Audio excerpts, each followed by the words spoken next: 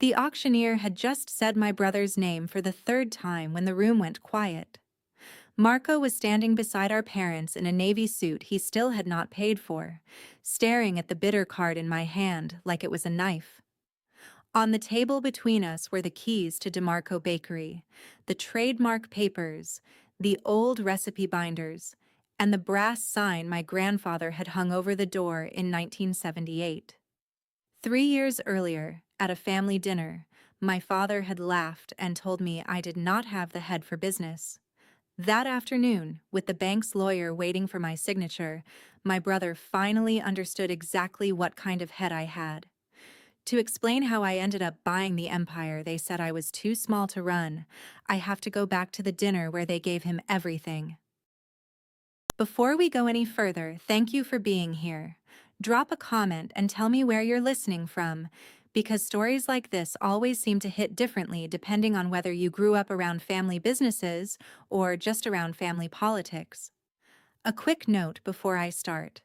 Some details have been changed for privacy and storytelling, but the emotions at the center of it are real.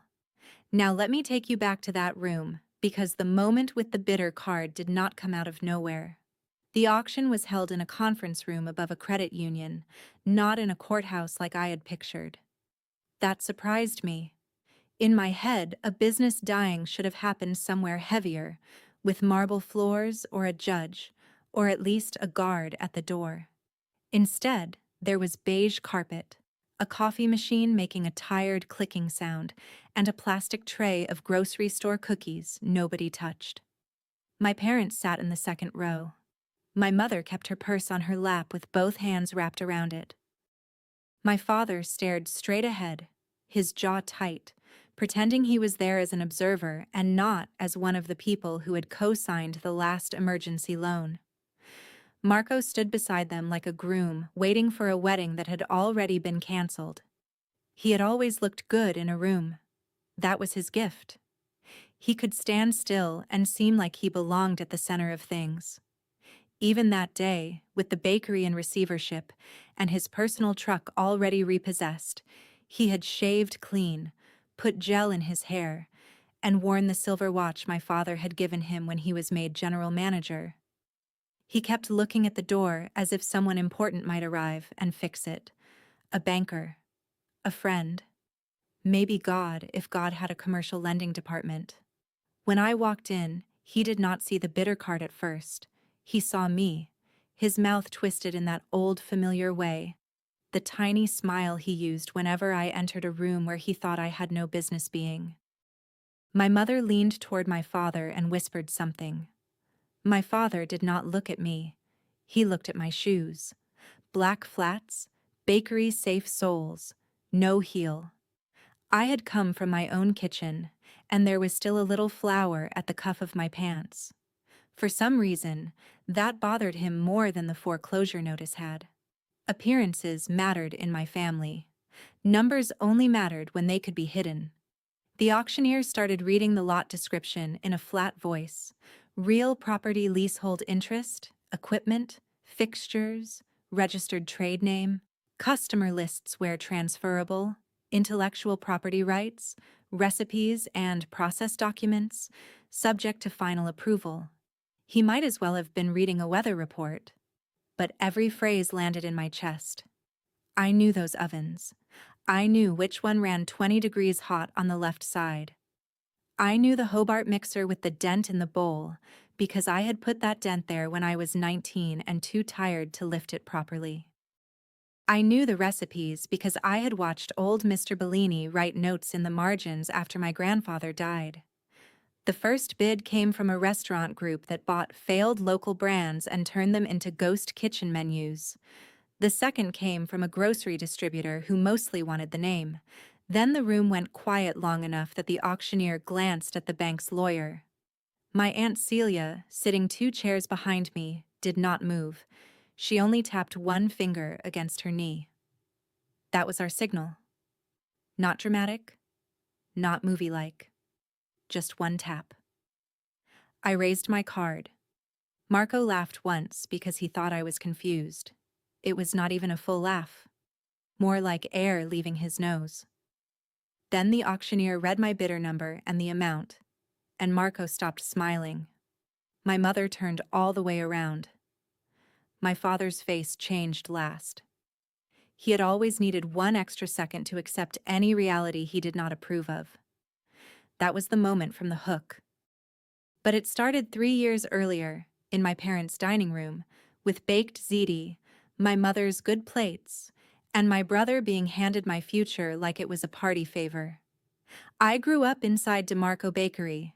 That is not a poetic way to say I spent a lot of time there.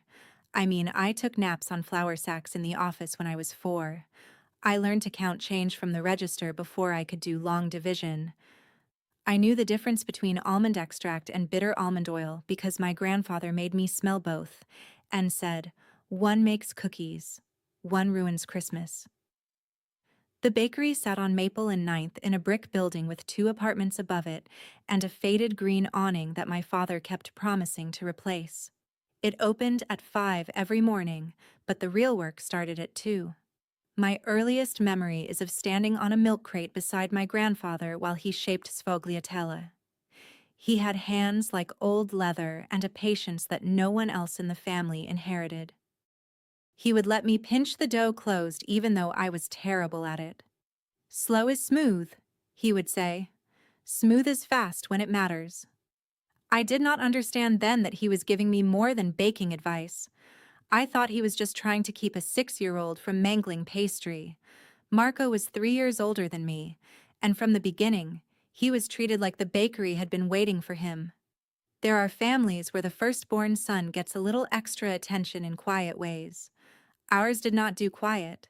My grandmother called him the prince until he was 15. Customers were told, "This is Marco, he'll run the place someday," while I was standing right there with powdered sugar in my hair. If I piped 100 cannoli shells perfectly, my mother said I was helpful. If Marco carried one tray from the oven to the cooling rack, my father clapped him on the shoulder like he had saved the business from bankruptcy. The funny part was, Marco did not even like baking. He liked the bakery as a stage. He liked walking through the front door when the morning crowd was there and hearing people say his name. He liked giving free cookies to pretty women and discounting cakes for friends who never paid on time. He liked wearing the black polo with DeMarco embroidered on the chest. What he did not like was standing near a deck oven at 3 in the morning, sweating through a t-shirt while a timer screamed. He did not like inventory. He did not like payroll. He did not like calling suppliers and negotiating flour prices by the pallet. I liked all of it. Not every minute of it, obviously. Nobody loves unclogging a floor drain or scraping burnt cheese off a sheet pan. But I liked the machinery of it. I liked that a bakery was half craft and half math. If you mixed too little dough, the case looked empty by 10. If you mixed too much, you were feeding the dumpster at closing. If you scheduled one extra counter person on a rainy Tuesday, payroll ate the margin. If you scheduled one too few on Easter weekend, customers walked out and never came back. The business had a rhythm, and once I learned to hear it, I could not stop hearing it. By the time I was 26, I was doing more of the actual management than anyone admitted. My father still signed checks and made speeches about tradition. My mother handled the front counter when she felt like it. Marco had the title of operations manager, which mostly meant he ordered new menu boards and spent afternoons networking with people who liked free pastries. I built the prep sheets. I caught vendor price hikes. I called the restaurant accounts when deliveries were late. I trained the high school kids who came in after classes. When the espresso machine broke, I knew which repair tech answered on Sundays and which one charged double to do nothing. I also had a small notebook I carried everywhere. Blue cover, elastic strap, coffee stain on the back. In it, I wrote down everything that made the business work. Not recipes exactly. Those were in binders in the office, at least the official versions. My notebook had the living information. Which hotel kitchen wanted brioche rolls packed in shallow crates because their breakfast chef hated crushed tops? Which wedding planner paid late but tipped the delivery driver in cash? Which supplier would extend terms if you called before the invoice was due instead of after? Which farmer at the Saturday market had peaches good enough for crostata only 3 weeks a year? It was not glamorous, but it was leverage. I just did not know yet how much. My Aunt Celia noticed before anyone else did. She was my mother's older sister, a retired elementary school principal with sharp glasses and sharper timing. She lived 2 towns over and came into the bakery every Friday for seeded semolina and 2 lemon knots she claimed were for a neighbor. She had no patience for family mythology. If Marco bragged that he had redesigned the catering menu, Celia would look at me and say, "Did he now?" If my father called me his little helper, she would ask, "How many helpers know the quarterly rent increase before the owner does?" Old Mr. Bellini noticed too. His first name was Aldo, but nobody called him that except his wife and the health inspector. He had been my grandfather's head baker, then my father's, and by the time I was grown he moved slower but saw everything. He was supposed to retire at 65 and stayed until 72 because he did not trust Marco with the starter cultures. He had a white mustache, a bad knee, and a habit of saying the meanest possible thing in the gentlest possible tone. Once, after Marco forgot to proof the Easter bread overnight, Mr. Bellini looked at the flat dough and said, "Some people can sleep anywhere, even inside responsibility." I laughed so hard I had to leave the walk-in. For a long time, I thought competence would eventually make its own argument. That was my mistake. I thought if I kept showing up, kept solving problems, kept making the bakery money, my parents would have to see it. I did not need a parade. I did not even need them to say Marco was bad at it. I just wanted them to admit I was good. There was one account in particular that made me believe they finally would. The account was Greenfield College, a private liberal arts school 20 minutes away. They had a dining services contract, but every department ordered separately for events. Admissions needed breakfast trays. Alumni relations needed dessert bars. The dean's office wanted boxed lunches that did not look like sad sandwiches. For years, DeMarco Bakery got occasional orders when someone remembered us. Maybe $200 here, $400 there. I looked at the pattern and realized we were treating a whale like a minnow. I started showing up to campus on my own time. Not in a pushy way. I brought sample boxes to administrative assistants because administrative assistants decide more catering orders than deans do. I learned that admissions hated powdered sugar because it got on Navy suits. I learned the music department needed nut-free options because one professor had a severe allergy and nobody wanted an EpiPen incident in the recital hall. I learned the athletic department ordered 80 breakfast sandwiches every Friday during soccer season from a chain place 30 miles away because nobody local delivered before 7.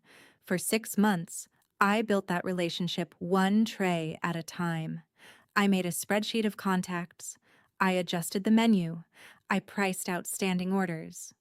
I asked Mr. Bellini to help me test a mini olive oil cake that held moisture for 3 days without tasting like plastic wrap. He grumbled for 20 minutes, then made the best version on the first try. When the college finally asked for a formal proposal for preferred local bakery vendor, I wrote it at my kitchen table after closing, wearing compression socks and icing on my sleeve. Marco presented it. That was the family system in one sentence. I did the work. He walked into the room. To be fair, I let him. That part still bothers me when I tell the story. I was tired, and I was still trying to be loyal. My father said, "Marco has the business card title, sweetheart. It looks more professional." My mother said, "You know the details, but he's better with people." So I printed the proposal, put tabs in the binder, coached him on the names, and watched him leave for the meeting in his good shoes. He came back with a signed letter of intent for a 12-month trial that could have been worth nearly $140,000 if we handled it right. My parents took us to dinner that Sunday to celebrate. I should have known something was off when my mother used the dining room instead of the kitchen table. In our family, the dining room meant announcements, engagements, baptisms, medical scares presented as just something the doctor wants to check, and any conversation where my father wanted witnesses without calling it a meeting. The table had my grandmother's lace runner on it. My mother made baked ziti, sausage and peppers, salad nobody touched, and a tiramisu from the bakery case that I had made that morning.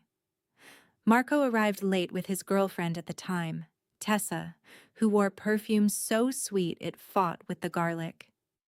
He kissed my mother on both cheeks and handed my father a bottle of wine he had charged to the bakery account. My father acted surprised. I knew because I had reconciled the statement that Friday. During dinner, my father was in a mood I recognized, warm, loud, performing. He told the Greenfield story 3 times, and each time Marco became a little more central to it. In the first version, Marco had presented our proposal. In the second, he had locked down the account.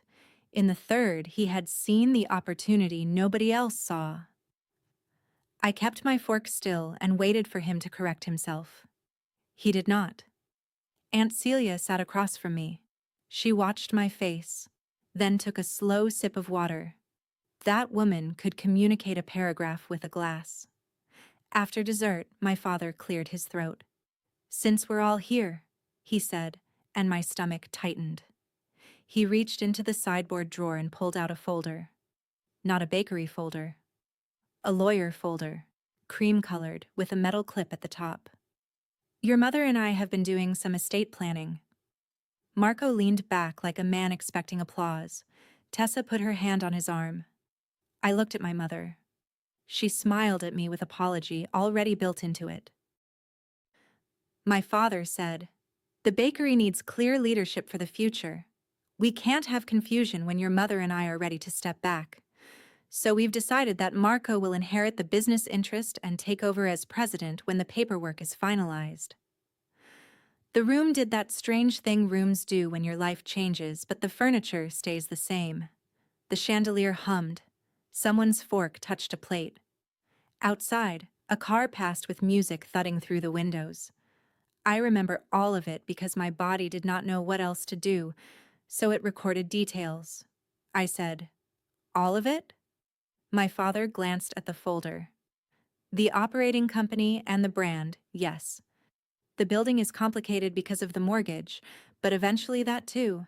Your mother and I will make sure you're treated fairly in other ways." "What other ways?" My mother jumped in. "Honey, there are savings accounts, insurance, jewelry. This isn't about loving one of you more." That was the first lie.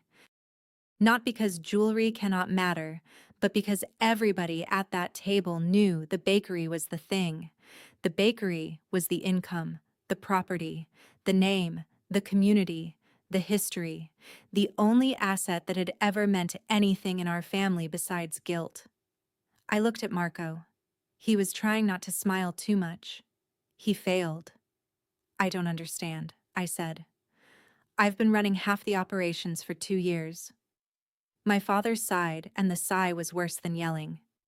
It said my objection was childish before I finished making it. "You help, Sophia. Nobody is taking that away from you." "I don't help.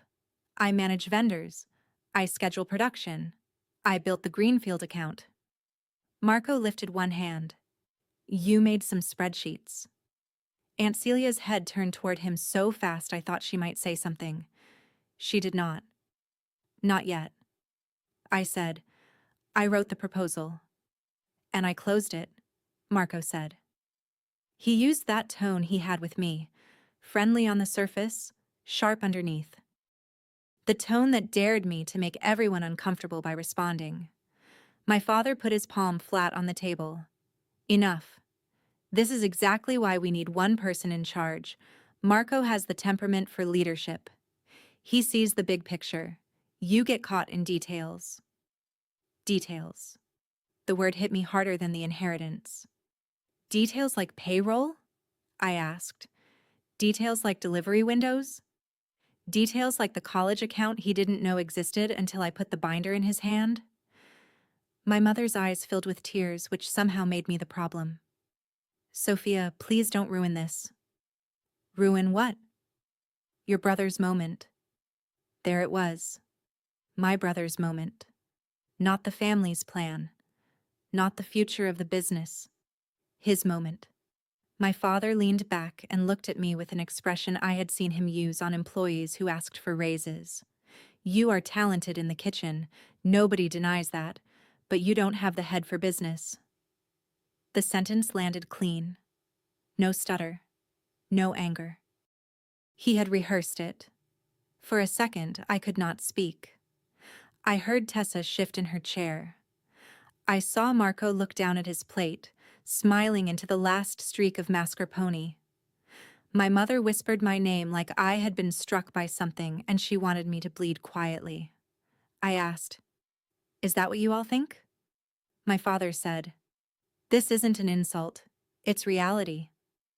Marco added, "Come on, Soph. Be supportive. You're still family." Aunt Celia set her glass down. "Family is not a job title." My father frowned. "Celia." "What? We're all saying true things tonight, aren't we?" That was as close as anyone came to defending me. I wanted to grab onto it, but pride is a strange animal. Sometimes it saves you. Sometimes it tells you to stand up before you start begging. I pushed back my chair. "Congratulations, Marco." He raised his brows. "Don't be dramatic." "I'm not." "You kind of are." I looked at my father. "Do you want me at work tomorrow?" He looked surprised. That hurt too. He had taken the bakery away from me and assumed I would still open it at 2 in the morning because the croissants needed laminating. "Of course," he said. "We need you." I nodded. That sounds like a detail. Then I left before I said something I could not take back. In the driveway, I sat in my car with the engine off and both hands on the wheel. My phone buzzed 3 times. My mother, then my father, then Marco, who texted, "Don't make this weird." I drove home and cried in the shower because I did not want my downstairs neighbor to hear me. The next morning, I went to work. That surprises people when I tell them. They expect me to say I quit on the spot or threw flour in Marco's face. I did neither. I had rent. I had a used Honda with a transmission that complained on hills. I had no savings worth bragging about because bakery wages and family guilt do not build wealth quickly. More than that, I still loved the place. Anger did not turn off the ovens in my chest. I arrived at 1:52 a.m. Mr. Bellini was already there, sitting on an overturned bucket tying his apron. He looked up once and said, "So they finally did it." I stopped with my hand on the time clock. "You knew?" "I know your father." That was all he said. No speech, no comfort. He stood and handed me the clipboard. The first batch of dough needed scaling. The world had not paused for my humiliation.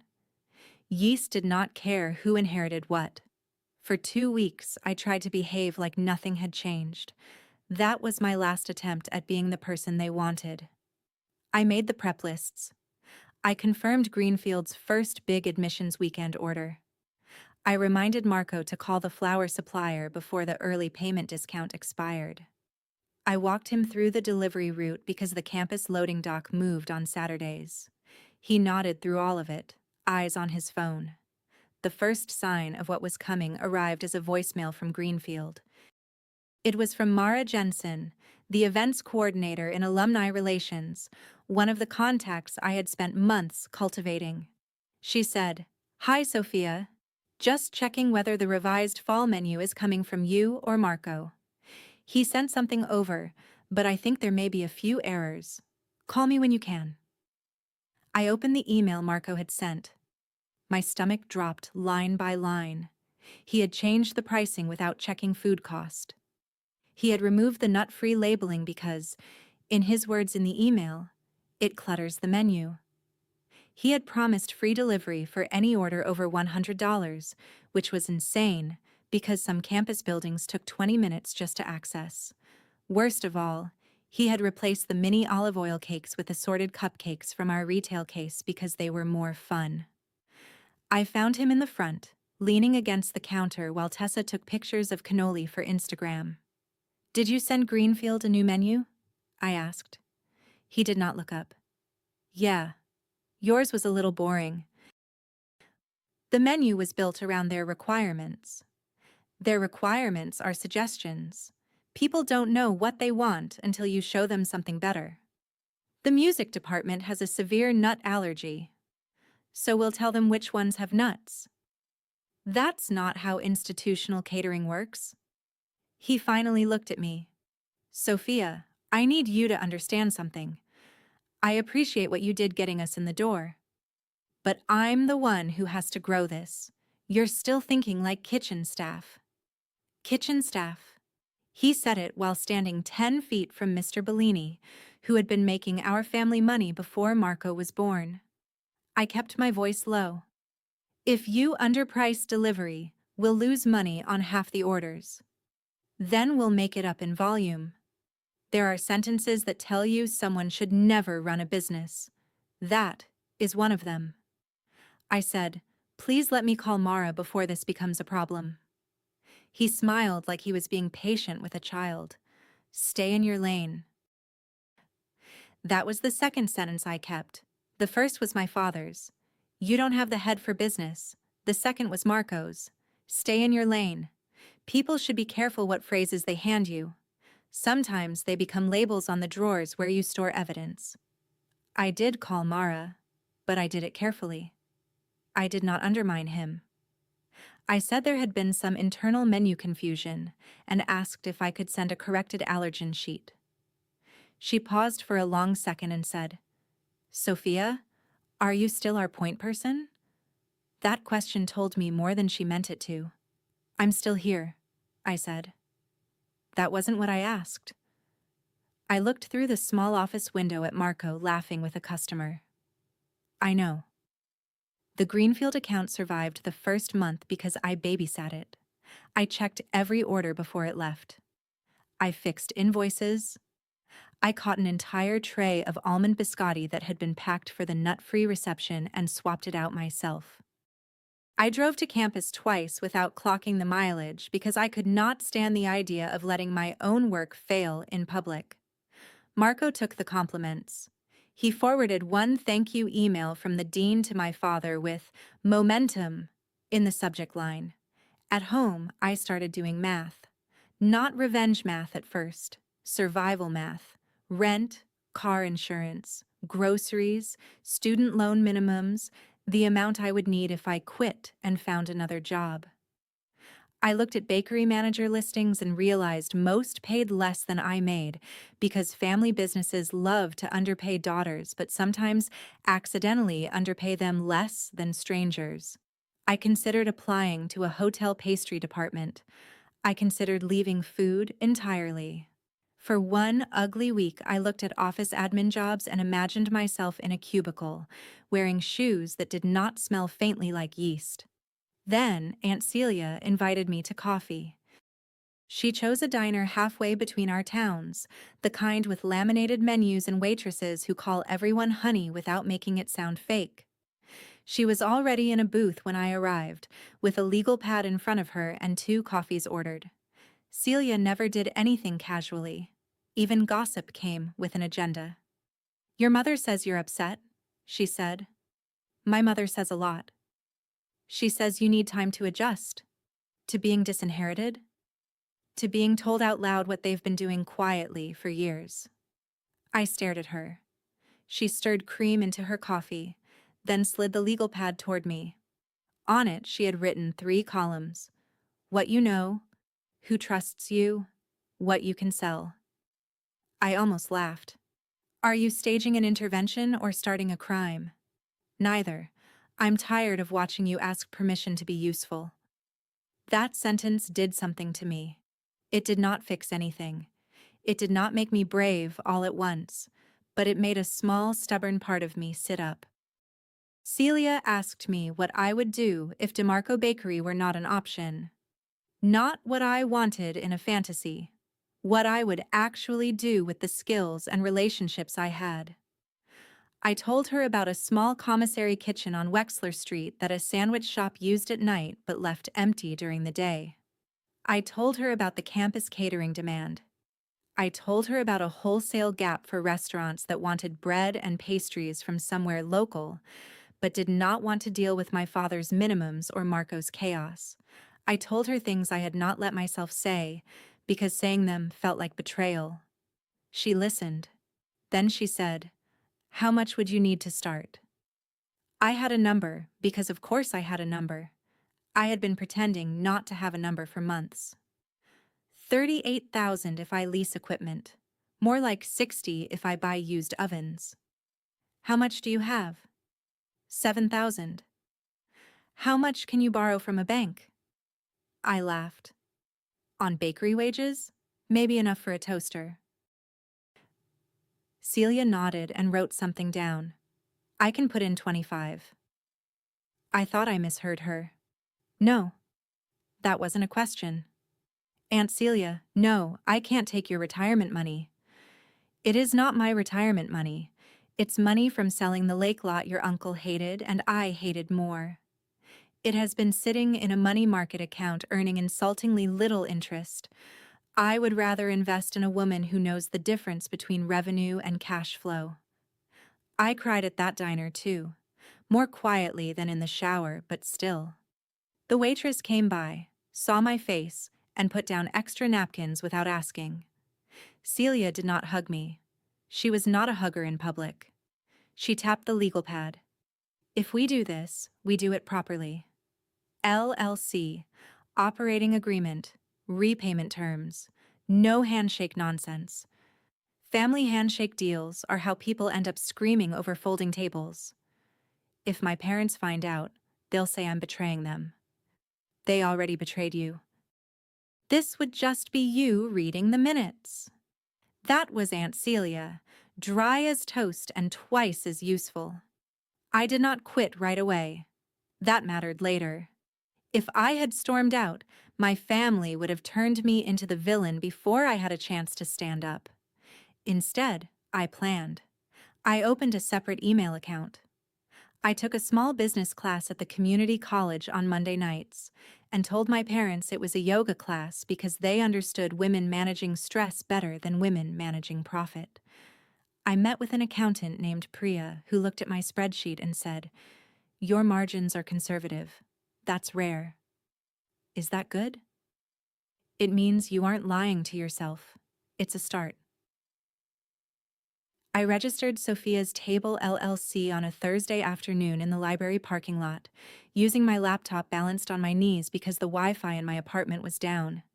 The name came from my grandfather, in a way. He used to say the table was the real business. Not the oven, not the register, not the sign. The table. If people trusted you enough to put your food on it, you had something. The first place I rented was not charming. It was a narrow prep kitchen behind a closed juice bar with one convection oven, a 3-compartment sink, and a walk-in that made a sound like a lawnmower swallowing coins. The walls were painted a green that made lettuce look depressed. But it was mine from 8 a.m. to 4 p.m. Tuesday through Saturday, and the first morning I unlocked it. I stood in the doorway for a full minute before turning on the lights. I did not take DeMarco recipes. I need to be clear about that because people always ask. At the beginning, I was almost painfully careful. I made my own focaccia, my own tea cakes, my own breakfast pastries. I sold lunchboxes with roasted vegetables, herbed chicken, citrus salad, cookies that were close enough to comfort but not close enough to theft. I built menus around what I could execute alone. My name was on the invoice. My cell phone was the customer service line. If something went wrong, nobody could blame my father, my brother, or the ghost of my grandfather. It was terrifying. It was also the first honest thing I had done in years. My first order was for 12 boxed lunches for a graduate seminar at Greenfield. Not through the official college channel. Mara ordered them personally after I sent a quiet email that said I was taking on small, independent catering projects outside my family business. I did not ask her to switch accounts. I did not mention Marco. I just said, "If you ever need something DeMarco cannot provide, I would be happy to quote it." She replied in 9 minutes. The order total was $228. I spent almost that much making it because I overbought containers, herbs, labels, and a roll of craft stickers with my logo on them. The labels were slightly crooked. The delivery was 15 minutes early because I left 45 minutes of panic time. Mara met me at the side entrance of the Humanities building and said, "These look beautiful." I sat in my car afterward and stared at the payment notification on my phone.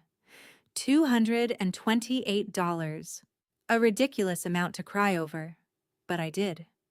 Not because it was a lot, because it was mine. For the next 6 months, I lived 2 lives. From 2 in the morning until 10, I worked at DeMarco Bakery. From 10:30 until 4, I worked at Sophia's table. Then I went home, slept for 4 hours if I was lucky, answered emails, made prep lists, and did it again.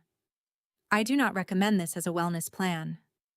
My eye twitched for most of May. I once put my keys in the freezer and found them next to a bag of peas. But the business grew. Not fast enough to impress a venture capitalist. Fast enough to matter. The work came from relationships Marco neglected. A law office that hated his late deliveries. A pediatric clinic that needed individually wrapped muffins for staff meetings. A funeral home that wanted breakfast trays on short notice and did not want to be told, as Marco told them, that morning people aren't picky. A realtor who ordered open house cookies every Friday. Then 1 restaurant, then 3. The restaurant orders changed everything because wholesale bread was steady. Catering was spikes and nerves. Wholesale was rhythm. The first restaurant was Lark, a small bistro downtown run by a chef named Denise, who had thrown Marco out of her kitchen 2 years earlier after he delivered stale rolls and called her sweetheart. She called me because her sous chef had tasted my focaccia at a Greenfield event. I brought samples at 3 p.m. on a Wednesday. Denise tore a piece open, pressed her thumb into the crumb, and said, "You made this today. This morning. Can you do 40 loaves a week?" I almost said no because fear is honest before ambition learns to speak.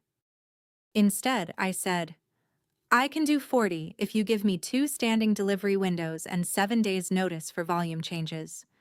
She smiled. That's a real answer. By the end of summer, I had 4 wholesale accounts and enough catering work to pay myself a tiny salary. I still drove my old Honda. I still bought flour in smaller quantities than I wanted because cash flow is a leash. But I had a book of business. I had invoices paid to my company. I had customers who called me, not to Marco, when they needed something done right. Marco noticed eventually, not because he was observant, because the absence of other people's labor has a sound. It started with small comments. "You're hard to find lately. Must be nice having hobbies. Dad says you're distracted." Then one morning he came into the back while I was scoring baguettes and said, "You doing side work?" I kept the blade moving. "Some catering." "Using our customers?" "Using my contacts." He laughed. "Your contacts came from this place. Some did. Some didn't. You should have cleared that with me." I looked up. "Why?" He blinked because he was used to me defending myself, not asking him to define his authority. "Because I'm president now. You have a title. I'm not using DeMarco equipment, DeMarco recipes, DeMarco invoices, or DeMarco time." He glanced at the clock. It was 8:12 a.m. I had been there since 1:54. "Feels disloyal," he said. That one almost made me smile. "Does it?" He stepped closer. "Don't get cute. You think because Aunt Celia whispers in your ear, you're some entrepreneur now?" I said nothing. I'm serious, Sophia. Stay in your lane before you embarrass yourself. There it was again. Stay in your lane. This time, instead of hurting, it clarified something. He did not know what lane I was building. He still thought the bakery was the road. The first real crack in DeMarco Bakery came that October, and it came from flour. Not dramatic, I know. Nobody makes a movie trailer about flour terms, but flour was our biggest controllable cost, and my father had spent 20 years maintaining a relationship with Caputo and Sons, a regional supplier that gave us decent pricing because we paid reliably. My father believed the relationship was unbreakable because he confused longevity with trust. Marco confused both with entitlement. Caputo's sales rep was a woman named Elena Ruiz. She had been dealing with us for 5 years. She was direct, fast, and allergic to nonsense. I liked her. Marco did not, because Elena refused to flirt, refused to laugh at his jokes, and once corrected his math in front of a delivery driver. One morning, I found 3 past due notices clipped to the office corkboard. 30 days, 45 days, 60 days. I checked the accounting file and saw that Marco had been holding vendor payments to keep cash in the account for payroll because he had underpriced the college delivery contract. Instead of admitting that, he told my father Greenfield was front-loaded investment. Then he ordered 2 new display cases on credit because the front needed, in his words, a premium feel. I brought the notices to him. He was in the office watching a video about franchising. Caputo is going to put us on hold, I said. No, they won't. We're 60 days late. They know us. They know invoices. He leaned back. You always panic. Call Elena, today, set up a payment schedule. I don't need you telling me how to handle vendors. Apparently someone does. He stood. That was new. Marco liked verbal superiority, not physical intimidation, but stress was making him sloppy. Careful. I could have backed down. The old me would have. Instead, I put the notices on his desk and said, You are risking production over ego. He picked up the papers, folded them once, and dropped them in the trash. 2 weeks later, Caputo put DeMarco on COD. For anyone who has not dealt with wholesale suppliers, COD is not just a payment term. It is a public demotion. It means the driver does not unload until you hand over a check or card. It means everyone in the receiving area knows your credit is damaged. It means if you do not have funds that morning, your flour stays on the truck and your ovens sit empty. The first COD delivery happened on a Friday, which is the worst possible day for a bakery. We needed high-gluten flour for pizza dough, pastry flour for weekend tarts, and semolina for bread orders. The driver arrived at 5:40 a.m. Marco was not there. My father was at a doctor's appointment. My mother was upstairs doing payroll. The driver stood by the back door with his clipboard and said, I need payment before I drop. I called Marco 7 times. No answer. I called my mother. She said, Can't you just sign? With what money? Use the business card. It's declined. Silence. The driver looked at me with the exhausted sympathy of a man who had watched businesses fail one invoice at a time. I used my personal credit card for $2,184. Not because I wanted to save Marco, because I had Greenfield orders on the books under the DeMarco name that I had promised would be delivered, and my pride was tangled in every box. I told myself I would get reimbursed by Monday. I did not get reimbursed by Monday. When I asked Marco, he said, That's what happens when you insert yourself. I inserted myself because production would have stopped. Then consider it your contribution. My father overheard the last part and told us both to lower our voices. I showed him the receipt. He looked uncomfortable, which gave me a flicker of hope. Then Marco said, She chose to pay it.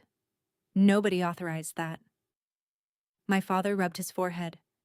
Sophia, we'll figure it out. When? Don't start.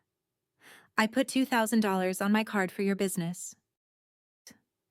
Our business, my mother said from the doorway. I turned to her. Is it? Nobody answered. That night, I sent my father an email with the receipt attached. I wrote it like a professional message because anger in writing becomes evidence against you if you are not careful. I requested reimbursement by a specific date. I copied Marco. I saved the sent email in a folder called Die Marco. Then I opened another folder inside it called Promises. That folder would get very full. The Greenfield account deteriorated over winter. Marco's Make It Up in Volume plan did exactly what plans like that do. It increased sales and reduced profit. The more orders we took, the more cash we burned on delivery labor, packaging, and corrections. He kept offering discounts to make people like him. He waived rush fees. He sent free pastry trays when we made mistakes, which sounds generous until you realize the mistakes were caused by undertrained staff and bad scheduling. Then he blamed the kitchen for not keeping up. One Thursday in January, he promised Greenfield 300 breakfast boxes for a trustee retreat without checking oven capacity. He wrote assorted pastries on the order because details bored him. The event needed labels for dairy-free, nut-free, and vegetarian items. He did not tell me that part until 4 p.m. the day before. I stared at the order sheet. This is impossible. No, it's not. You're good at this. That is not a production plan. Figure it out. I should have refused. I know that now. At the time, the thought of 300 people opening bad boxes with DeMarco labels made my stomach turn. So I called 2 part-timers, begged Mr. Bellini to come in even though it was his day off, and worked 18 hours straight. We got the order out. Barely. At 7:15 a.m., I was loading the last crates into the van when Marco walked in with wet hair and a coffee from a chain shop. He looked at the packed order and said, "See? You always overreact." Mr. Bellini froze with a stack of labels in his hand. I said, "Don't." Marco blinked. "Don't what?" "Don't take this moment from the people who saved your order." He looked around at the exhausted staff. One of the part-timers, Jamie, had chocolate on her cheek and tears in her eyes from fatigue. Mr. Bellini's bad knee was visibly shaking. Marco lifted both hands. Wow. Everybody's sensitive today. That was the morning Mr. Bellini gave notice. He did not do it dramatically. He waited until the van left, washed his hands, folded his apron, and walked into the office. I heard only pieces through the wall. Old enough to know when a roof is leaking. Then my father's voice. Then Marco's, sharp and dismissive.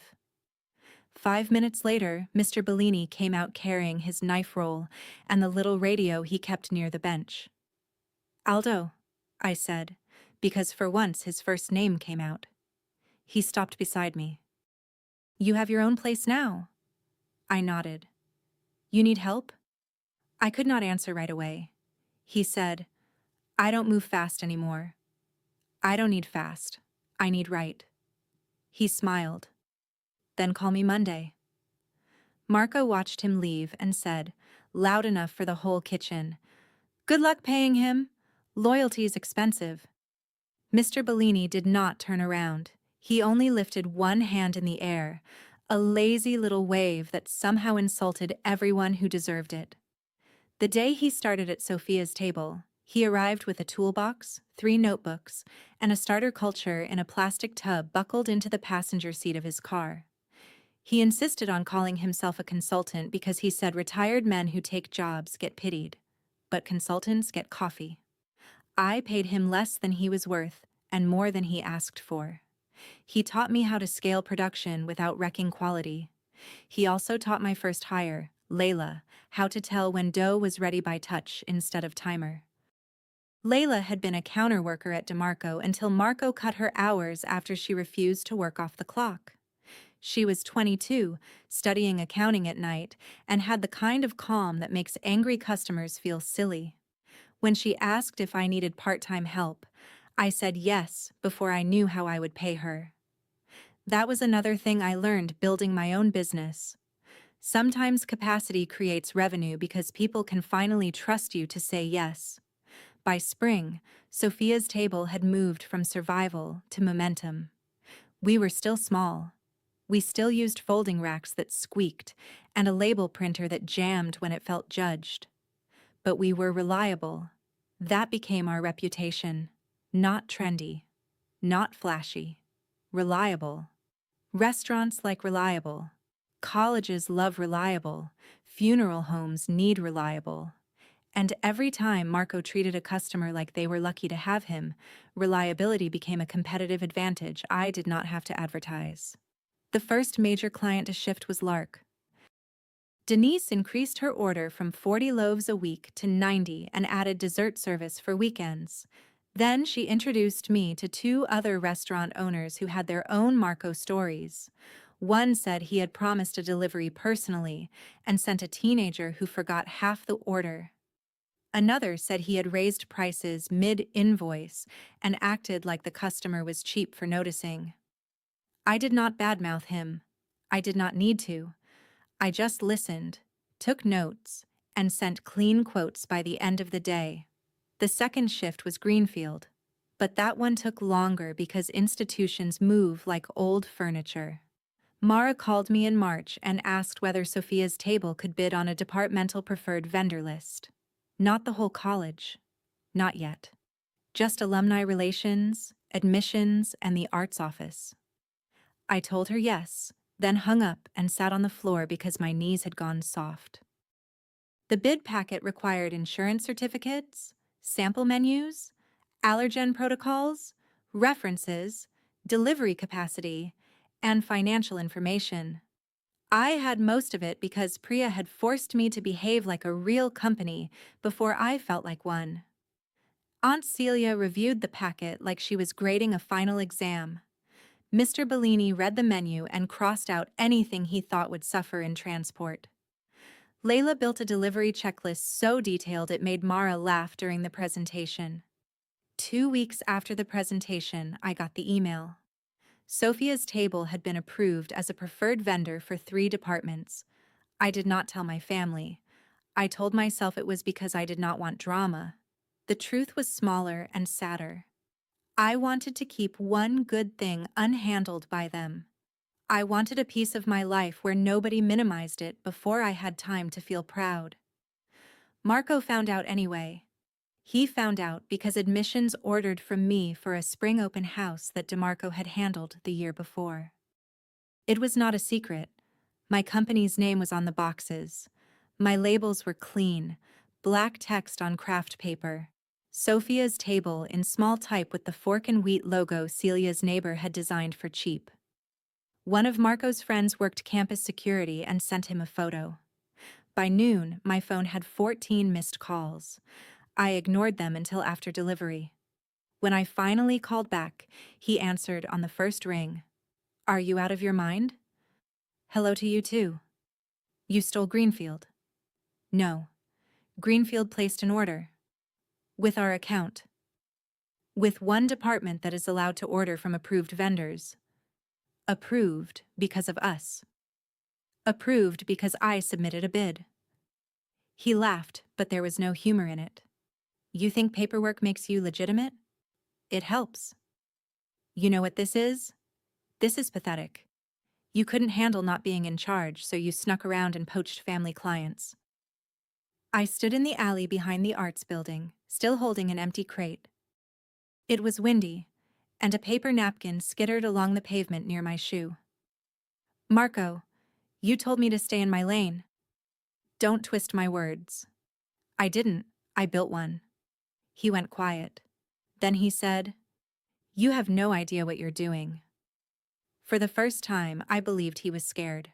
Fear made Marco meaner. Over the next few months, he did everything except improve the business. He called customers and warned them that Sophia's table was unproven. He told vendors I was using DeMarco recipes, which was false. He told my parents I was trying to destroy the family. He offered discounts so deep I wondered whether he understood arithmetic as a concept. He posted vague things on the bakery's social media about loyalty and copycats. The comments were mostly customers asking if the rainbow cookies would be available for Father's Day. My father called me into the bakery office in June. I had reduced my DeMarco hours by then to 3 mornings a week, mostly because they still needed production help, and I still had not learned to detach cleanly. The office looked worse than ever. Invoices in piles, a printer blinking an error message, the framed newspaper clipping from 1994, when my parents expanded the shop, hanging crooked over the filing cabinet. My father closed the door. This has gone far enough. I sat in the chair across from him. It wobbled. It had always wobbled. Nobody had fixed it in 15 years because small broken things become invisible in family businesses until they are metaphors. What has? I asked. Your side business. My business. Fine. Your business. It's hurting your brother. Marco's decisions are hurting Marco. My father's face hardened. Don't be smug. I'm not. We gave you space to get this out of your system. I almost laughed. You gave me space? You know what I mean. We didn't make a big deal. We didn't demand you stop. You didn't have the right to demand that. He leaned forward. This family built a name over 40 years. You are trading on that name. My last name? Don't play word games. I'm asking a real question. Am I allowed to be a DeMarco when I'm useful and not allowed when I'm competition? He looked away first. That was rare. Then he said, Marco is overwhelmed. There it was. The soft place in the conversation. Not accountability. Sympathy. For him. Then maybe he shouldn't be president. My father's hand hit the desk. Not hard enough to be frightening, hard enough to end the sentence. He is your brother. I know exactly who he is. Then act like it. Be supportive. I felt the old anger rise, but underneath it was something steadier now. Numbers. Contracts. Purchase orders. A business bank account with my name on it. Supportive does not mean self-erasing. He stared at me like I had spoken another language. What happened to you? Ye, he asked. That question could have broken my heart if I had still been handing it to him. Instead, I stood up. You told me I didn't have the head for business, I said. I believed you long enough to double-check. You were wrong. I walked out of the office and gave formal notice the next day. My mother cried when I told her. She did it in the front of the bakery near the cookie case, which made 2 customers pretend to study biscotti for much longer than biscotti requires. How can you leave us like this? She asked. I'm giving 2 weeks. That's not what I mean. I know. Your father is under so much stress. So am I. Your brother needs you. He needed me when he took the title too. She lowered her voice. You are being very hard. That one stung because mothers know where the soft tissue is. For a second, I saw myself the way she wanted me to. Cold, stubborn, punishing everyone because I did not get my way. Then I remembered the credit card charge they still had not reimbursed. I remembered Jamie crying over labels at dawn. I remembered Mr. Bellini walking out with his radio. I remembered the dinner table. No, I said. I'm being accurate. My last day at DeMarco Bakery was a Wednesday. Nobody organized a cake, which was funny because we were surrounded by them. Layla, who had left months earlier, sent flowers to Sophia's table. Mr. Bellini pretended he did not know where they came from and complained they would attract bees. Marco stayed in the office until I was done cleaning my station. My father shook my hand like I was a vendor. My mother hugged me too tightly and whispered, "Don't let pride ruin family." I almost whispered back, "Don't let family ruin me," but I did not. The first month after I left, Sophia's table nearly collapsed. That is the part people skip when they tell success stories. They jump from brave decision to thriving business because it makes a cleaner arc. The truth was uglier. Without my DeMarco wages, my personal cushion disappeared. A restaurant paid 16 days late. The van needed a new alternator. 2 catering inquiries canceled because the college moved events online during a flu outbreak. I was tired in a deeper way than before because now there was no enemy in the same building to blame. If something went wrong, it was mine. One Tuesday at 11:30 p.m., I sat on the floor of the kitchen office surrounded by invoices and considered closing. Not forever, I told myself. Just selling the client list, paying Aunt Celia back what I could, finding a stable job, sleeping 8 hours, becoming a person who bought bread instead of making it. My laptop screen showed the business bank balance, $4,612. Payroll due Friday, $3,980.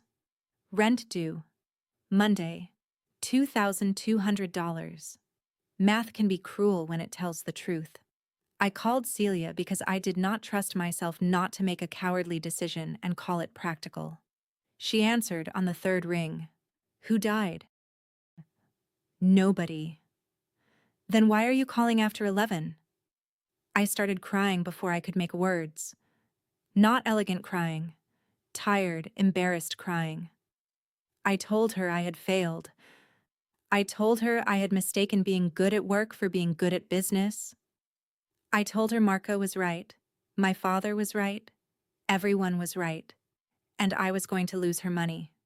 She let me run out of breath. Then she said, "Are your receivables collectible?" I blinked. What? The invoices. Are they real customers who will pay? Yes, but late. Is demand gone? No. Is the food bad? No. Did you steal anything? No. Then this is a cash flow problem, not a moral verdict. That sentence saved the business. Not because it magically produced money, because it put the problem back in a category I could work with. A moral verdict cannot be negotiated. Cash flow can. The next morning, Celia introduced me to a local credit union officer she had taught in 4th grade. That is not nepotism. That is the long tale of being terrifyingly good at classroom discipline. I brought financials. Priya came with me and translated my panic into ratios. We secured a small line of credit backed partly by Celia's investment and partly by signed purchase orders. It was not generous money. It had terms and covenants and fees that made me wince. But it let me breathe. What I did not know that week was that DeMarco Bakery was in worse shape. Much worse. The first clue came from Elena at Caputo. She called me on a Friday afternoon, which suppliers do not do for fun. "I need to ask you something awkward," she said. "Okay. Are you still connected financially to DeMarco Bakery?" I looked at Mr. Bellini, who was trimming focaccia at the bench. He looked up without lifting his head. "No," I said. "Why?" "Marco used your name on a credit reference." For a second, I did not understand. "My company?" "Your personal name. He said you were part of management and could verify payment history." The room narrowed. "Do not extend credit based on my name," I said. "I didn't. That's why I'm calling." I asked her to send me the form. She hesitated, then said she could send the portion with my name redacted from other confidential information. It arrived 10 minutes later. There it was. Sophia DeMarco, former operations manager, listed as a reference without permission. My phone number was 1 digit wrong, which explained why I had not received a call. Or maybe he had hoped nobody would call. I saved the PDF in the DeMarco folder. Then I created a new subfolder called Unauthorized. That was the first document in it. The second came from a restaurant owner named Paul who ran a pizza place on the west side. He forwarded me an email from Marco offering the original DeMarco wholesale bread program and implying Sophia's table was a temporary offshoot currently in dispute. Paul wrote, "Thought you should see this. Also, your rolls are better." The third came from Greenfield. Mara called me in September, her voice tight.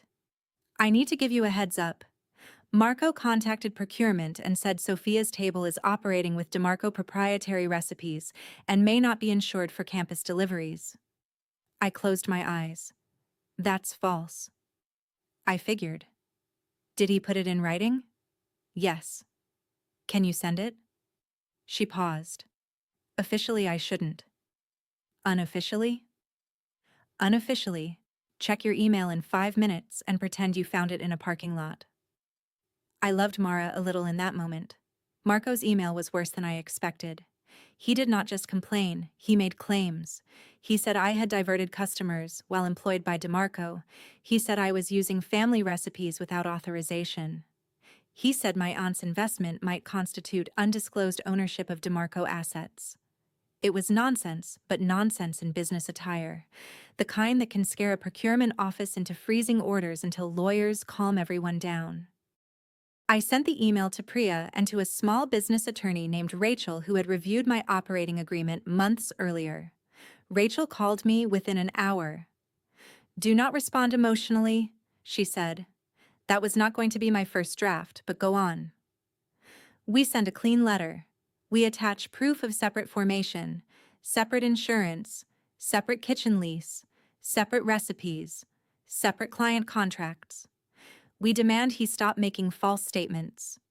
We don't threaten the sun and moon. We create a record. Will that stop him? Maybe, if he's rational. We both went quiet because we had met Marco. The letter went out the next day. It was beautiful in the way legal letters can be beautiful when you are not the one receiving them. Calm, precise, and quietly expensive. Marco did not respond through an attorney. He called my mother. My mother called me crying. "How could you send a lawyer after your brother?" "He sent false statements to my client." "He was upset." "That is not a defense. He feels like you're taking everything." I sat at my kitchen table, still in my coat, because I had answered the phone on my way in and never made it farther. "Mom, he was given everything. You know what I mean." "I really don't." She lowered her voice. "Your father and I took a second mortgage." That was the first time she admitted it. I stopped breathing for a second. "For what?" "To help with cash flow." "How much?" "That's private." "How much, Mom?" She cried harder. 80,000. I looked around my tiny apartment, the thrift store table, the stack of invoices near the salt shaker, the coat still on my shoulders because I suddenly felt cold. My parents had taken a second mortgage to rescue Marco. When I needed startup capital, they told me to be supportive. When he burned through vendor credit, underpriced contracts, lost staff, and attacked my business, they put their house behind him. That was my lowest point. Not the dinner, not leaving, not crying on the office floor, that phone call. Because until then, some naive part of me still thought results would change the family equation. I thought if I built enough, earned enough, behaved well enough, they would eventually say, "We were wrong." But they were not evaluating evidence. They were protecting a story. In their story, Marco was the heir, and I was the difficult daughter who needed to come around. Any fact that challenged that story had to be minimized, explained away, or refinanced. That night, I drafted an email to Denise at Lark, asking if she knew anyone interested in buying a small catering operation. I did not send it. I wrote it, reread it, and left it in drafts. Then I opened my calendar and stared at the next week's orders. There were 47 of them. 47 promises my company had made. I imagined calling each customer and saying, "Sorry, my family finally wore me down." The embarrassment was sharp enough to wake me up. At 1:17 a.m., I deleted the draft. The next morning, I told Mr. Bellini about the second mortgage. He listened while feeding dough into the divider. When I finished, he said, "Your father is a baker. He knows when bread is burned." Meaning? Meaning he smells it. He serves it anyway because he does not want to admit he forgot the timer. That was all. The next phase of the story was not dramatic from the outside. There were no screaming matches, no viral posts, no public takedown. There was paperwork. A lot of paperwork. If revenge has a smell, it is not smoke. It is printer toner. Rachel advised me to document every false claim, every client confusion, every vendor contact. Priya advised me to tighten credit terms and build cash reserves because if DeMarco failed, there would be market opportunity and family chaos at the same time.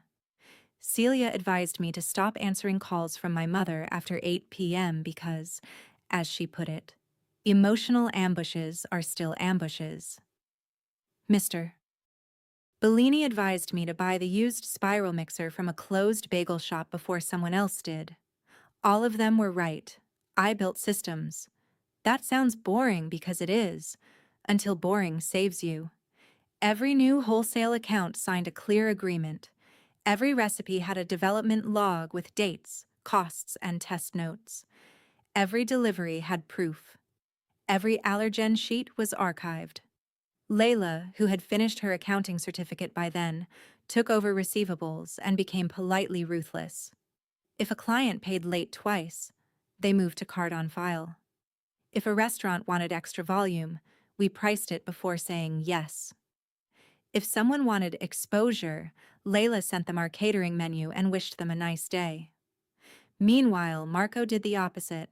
He chased every dollar like it was the same size. He took low-margin orders to cover yesterday's bills. He delayed taxes. He paid the loudest vendor first and the patient vendor last, which is how you train everyone to become loud. He lost 2 bakers, then blamed young people for not wanting to work. He replaced them with untrained cousins of friends who lasted 3 weeks. Quality slipped. Reviews changed tone. Not terrible at first. Just little cuts. Croissants smaller than usual. Birthday cake misspelled. Delivery late. Phone unanswered. The kind of things loyal customers forgive once, then mention twice, then quietly stop forgiving. The family kept pretending. My father posted old photos on the bakery's Facebook page and wrote captions about tradition. My mother told relatives business was busy, thank God, which in family code can mean anything from thriving to on fire. Marco started talking about expansion, which is what failing owners do when the current location embarrasses them. He told anyone who would listen that he was exploring franchising. I heard this from 3 different customers, and one very amused plumber. Then the tax letter came. I did not know about it immediately. I learned from my cousin Nina, who worked part-time in a CPA office, and called me with the careful tone people use when they are deciding whether family loyalty requires silence or warning. "I shouldn't know this," she said. "Then maybe don't tell me." Payroll taxes. I sat down. How bad? Bad enough that my boss said, and I quote, "This is how bakeries die." Payroll taxes are not like vendor invoices. You can charm a vendor, you can negotiate rent, you can apologize to a customer. Payroll taxes are money withheld from employees and owed to the government. If you use that money as operating cash, you are not borrowing, you are digging, and the hole has teeth. I did not celebrate. I want to be clear about that. There is a difference between wanting consequences and enjoying the smell of a burning house when your parents are inside. I drove to Celia's that evening and told her. She made tea. Neither of us drank. "Do I warn them?" I asked. "Would they listen?" I already knew the answer. Maybe my mother. Your mother will tell your father. Your father will tell Marco. Marco will say you are jealous. Then they will accuse you of spying. So I do nothing? Celia looked at me for a long moment. You keep your own house in order. You cannot save a building where they keep locking you out and then blaming you for the smoke. That became the rule. I did not interfere. I did not sabotage. I did not rescue. I kept my own house in order. But the market moved. It always does. Customers need bread whether family systems are collapsing or not. When DeMarco missed a Saturday delivery to Lark because their van broke down and Marco had not paid the repair shop from the last fix, Denise called me. Can you cover tonight? How much? Dinner service for 80. I looked at our racks. We had enough dough for existing orders and not much extra. Mr. Bellini listened from the bench. Layla looked at the schedule. Nobody said no. We covered it.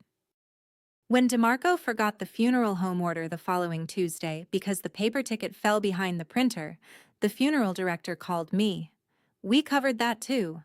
When Greenfield Procurement quietly removed DeMarco from the recommended list pending service review, Sophia's table absorbed the admissions orders.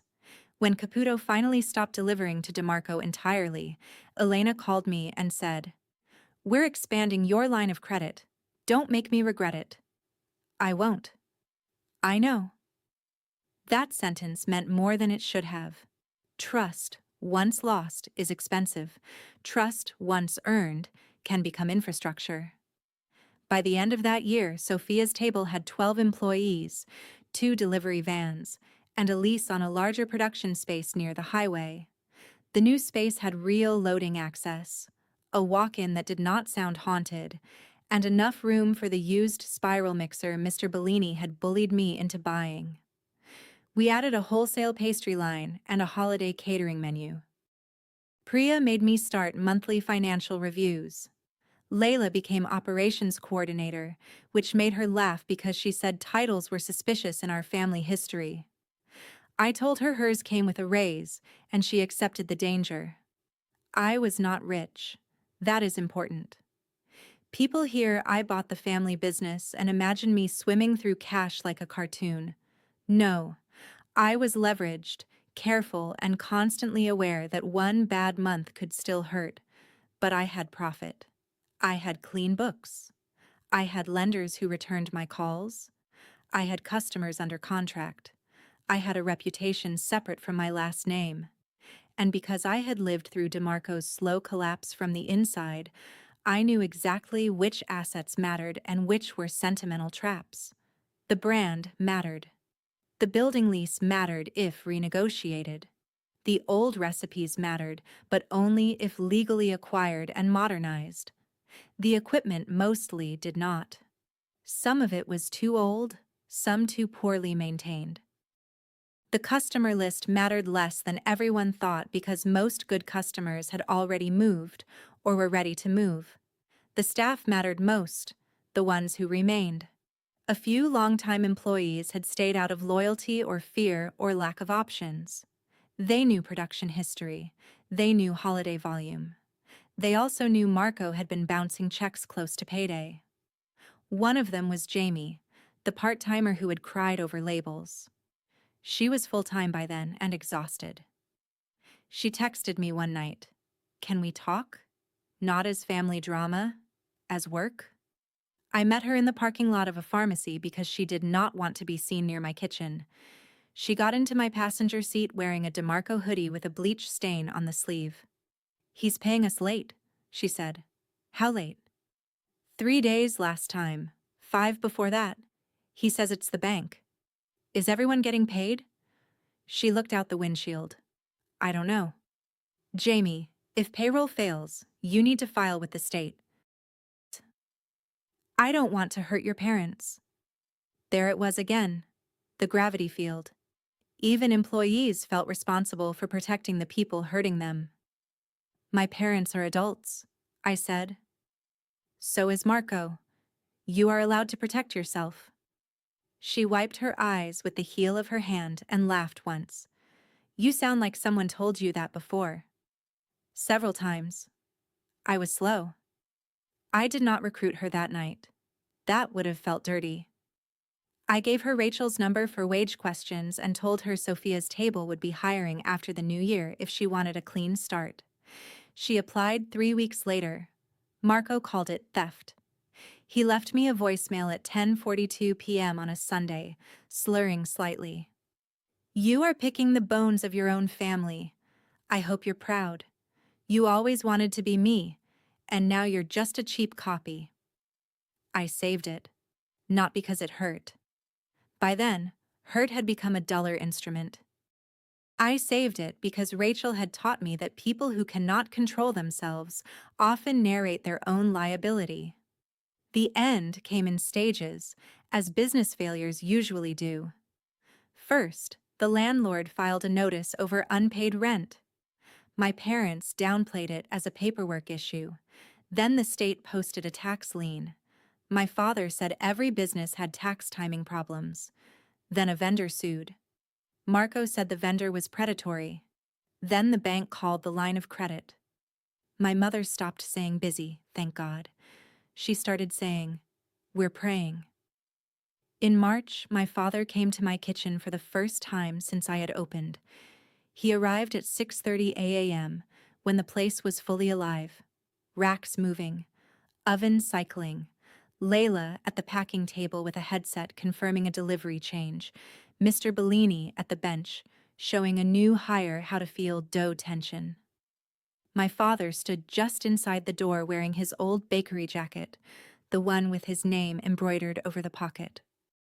For a second, I saw him as he used to be when I was little. Big, capable, smelling like coffee and yeast. The man who could fix anything with a bench scraper and a roll of tape. Then I saw how tired he looked. "Can we talk?" he asked. I took him to the small office. It had glass walls because I had learned from DeMarco that closed offices collect secrets.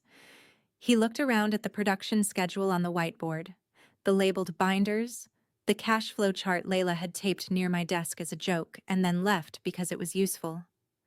"You've done well," he said. It was the first time he had said anything like that. I wanted it to feel better. "Thank you." He sat. "The bakery needs a bridge loan." There it was. Not an apology, a bridge loan. "How much?" He rubbed his hands together. 120,000? He looked offended by the question. "Yes." "For what exactly?" "Payables, rent, taxes, payroll, to stabilize." "What is the plan after that?" "We get through Easter. Easter always helps." I had to look away. Easter always helps is not a plan. It is a weather prayer. "Dad, I can't loan DeMarco Bakery $120,000. Can't or won't?" "Both." His face hardened in the old way. "After everything this family did for you?" I felt something inside me close, not slam, just close. "What did this family do for me?" He stared. "We raised you in that bakery. You raised me to run it, then handed it to Marco and asked me to clap." "This is not the time for old grievances." "It's exactly the time. You are asking for money from the person you said had no head for business." He flinched, a small flinch, but I saw it. "I said things badly," he said. "No, you said them clearly." For a moment, neither of us spoke. Through the glass, I watched Layla hand a driver a clipboard. He signed, scanned, loaded. Clean. Simple. A business doing what it said it would do. My father lowered his voice. "Your brother made mistakes." "Yes. But if the bakery goes under, your mother and I could lose the house." I already knew that. Hearing him say it still hurt. "I am sorry," I said. He leaned forward. "Then help. I can help you understand options. I can refer you to a restructuring attorney. I can look at asset purchase terms if the bank decides to sell, but I will not put my company into Marco's hole." His eyes changed when I said asset purchase. He heard it. For the first time, he understood that I was not just refusing to rescue the bakery. I was already thinking like someone who might buy what survived. "You would take it from us?" he asked. "No. I would buy assets from creditors if creditors sell them. Those are different things. Listen to yourself. I am." He stood up. "Your grandfather would be ashamed. That one found a mark. I will not pretend it did not. My grandfather had been dead 9 years, and they still used him like a stamp of approval." I looked at my father and thought of the milk crate, the dough. The phrase "slow is smooth." Smooth is fast when it matters. "Grandpa paid his suppliers," I said. My father left without another word. 2 days later, Marco came.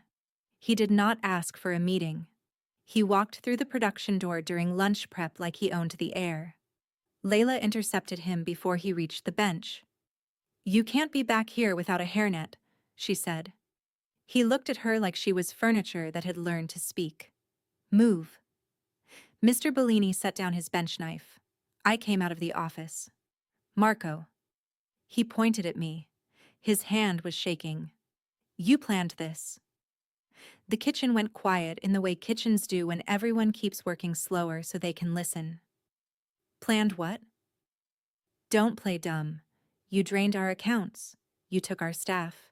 You poisoned vendors. Now Dad says you're talking about buying assets?" "I didn't drain your accounts. I didn't make your pricing decisions. I didn't delay your taxes. You think you're so clean. No, I think I kept records." He laughed. "Records. Always the little secretary." Layla's eyebrows went up. Mr. Bellini muttered something in Italian that I chose not to translate. Marco stepped closer. "You want the name? You want DeMarco so bad? You couldn't earn it, so you're waiting for me to fall." I looked at him for a long second. There were flower streaks on his sleeves. But I knew he had not been baking. They were for effect. A costume. "I earned my name," I said.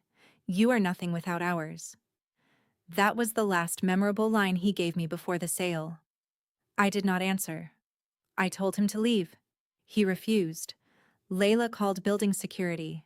The security guard, a retired cop named Amos who loved our cinnamon rolls too much to be impartial, escorted him out while Marco kept saying, "This isn't over."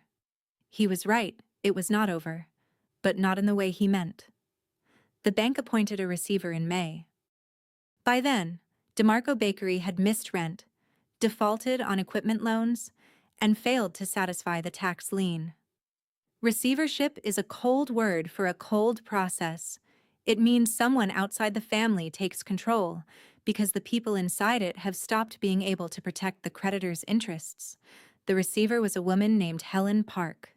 She wore gray suits, answered emails in complete sentences, and had the emotional temperature of a refrigerator. Helen called me on a Monday. "Ms. DeMarco, your name has come up as a potential interested buyer for certain assets." "Depending on terms? Yes." "Are you represented by counsel?" "Yes." "Good. Have your counsel contact me." That was the entire call. No drama, no family history, just process. Rachel handled the first communication. Priya built the financing packet. Celia reviewed everything with the expression she used when a student tried to fake a book report. I toured the bakery with Helen 2 weeks later. That was harder than I expected. The front case was half empty at 11 in the morning. The floor tile near the espresso machine was cracked. The green awning outside had finally torn at one corner and flapped when buses passed. In the back, the oven doors were grimy, the proofing cabinet gasket was failing, and the old recipe binders were still in the office, though someone had shoved them onto a bottom shelf under a stack of unpaid invoices. I touched the spine of the Christmas cookie binder and felt 9 years old, then 26, then ancient. Helen watched me. "You understand this would be an asset purchase, not an assumption of liabilities unless specifically agreed." "I understand." "You would not be buying the corporation." I do not want the corporation. Good. She said good like a doctor, hearing that a patient had stopped smoking. I made a list of what I wanted: the DeMarco trade name and marks, the recipe binders and process documents, the customer phone number, selected smallwares, the front sign, the holiday molds, the remaining usable racks, the website domain, and the right to interview current employees. I did not want the broken display cases. I did not want the van. I did not want the corporation's debt. I did not want Marco anywhere near operations. The first offer was rejected. That did not surprise me. The bank wanted more. The restaurant group wanted the name and domain. The grocery distributor wanted the recipes. A local investor wanted to buy the whole thing cheap and keep my father as a consultant, which made my attorney laugh out loud when she read it. We revised. We secured financing. We added a small cash component from retained earnings and a line from the credit union. Aunt Celia increased her investment, this time at a valuation that made her raise her eyebrows and say, "Look at you, making me pay market." The process took 8 weeks. During those 8 weeks, my family behaved like the sale was a weather event I had caused by standing outside with an umbrella. My mother called constantly.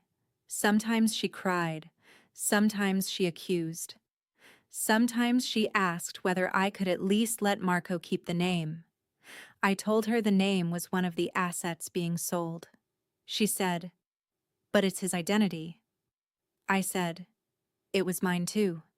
She said, "Don't be cruel." I said, "I'm being precise." We had variations of that conversation until I started letting calls go to voicemail. My father stopped speaking to me entirely after Rachel sent a letter stating that any rescue investment would require Marco's removal from management. I had not even offered the rescue investment. It was a hypothetical response to his hypothetical demand. But the sentence offended him so deeply that he told 3 relatives I was trying to exile my brother from his birthright. Aunt Celia called him and said, "Birthright is not a business plan." He hung up on her. Marco became unpredictable. He posted late-night stories about betrayal. He sent me a spreadsheet supposedly proving DeMarco would have been profitable if not for sibling interference. The spreadsheet had no formula consistency and listed sales tax collected as income. He drove past my production space twice. Amos noticed the car and wrote down the plate even though we all knew whose car it was. Rachel sent another letter. The post stopped. In the middle of all that, I still had a company to run. That kept me sane. Orders did not care that my mother left voicemails at midnight. Dough still needed folding. Drivers still needed routes. Customers still needed invoices. One morning, while lawyers argued over trademark transfer language, Layla and I spent 40 minutes figuring out why sesame rolls were coming out pale. It turned out the steam valve on the new oven was sticking. I remember laughing because the problem was so beautifully normal. After years of family drama dressed up as destiny, a broken valve felt like a vacation.